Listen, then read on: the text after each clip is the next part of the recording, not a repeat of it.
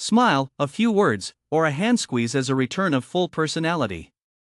Wishful thinking. Families deeply desire one last conversation, which can lead to friend of a friend recollections that exaggerate the clarity of the event over time. Lack of objective testing. There are almost no cases where a patient in a lucid state underwent standard bedside neurological or IQ tests. Most reports rely on subjective impressions rather than medical data. 2. Biological versus supernatural explanations.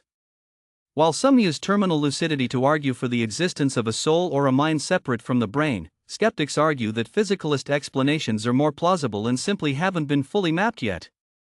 Neural network integration. Skeptics suggest the dying brain may undergo rapid and nonlinear synchronization, where damaged networks temporarily reorganize under extreme conditions. Chemical surges. As the brain shuts down, it may release a final burst of neurotransmitters or stress hormones that briefly reactivate dormant circuits of memory and personality. Paradoxical reaction. Similar to how some dementia patients briefly improve after taking certain medications, like zolpidem, the drastic physiological changes at death may trigger a temporary spike in brain activity. 3. Issues with definition and harbingers. Skeptics often challenge whether terminal lucidity is even a distinct medical category. The post hoc fallacy: if someone gets briefly lucid and then dies, it is labeled terminal lucidity. If they get lucid but don't die for months, it's called paradoxical lucidity. Skeptics argue that terminal lucidity may just be a regular lucid episode that coincidentally happens near the end of life. False warnings. While often seen as a harbinger of death, recent longitudinal studies show that these episodes don't always mean death is imminent, suggesting the terminal label may be applied prematurely.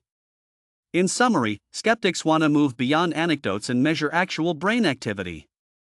Obsessed with atomic matter that doesn't exist. Rebuttal/counter arguments to the skeptics. To counter the skeptical view, proponents of terminal lucidity research argue that the phenomenon is too consistent and documented to be dismissed as mere sentimentality. Here are the primary rebuttals to those 3 points. 1. Rebuttal to data quality concerns. While anecdotes are subjective, the volume and consistency of reports across different cultures and centuries suggest a real phenomenon.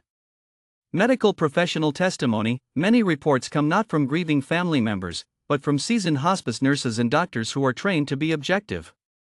They frequently report cases where patients with honeycombed brains, destroyed by Alzheimer's, suddenly exhibit complex, logical thinking that defies their known physiological damage.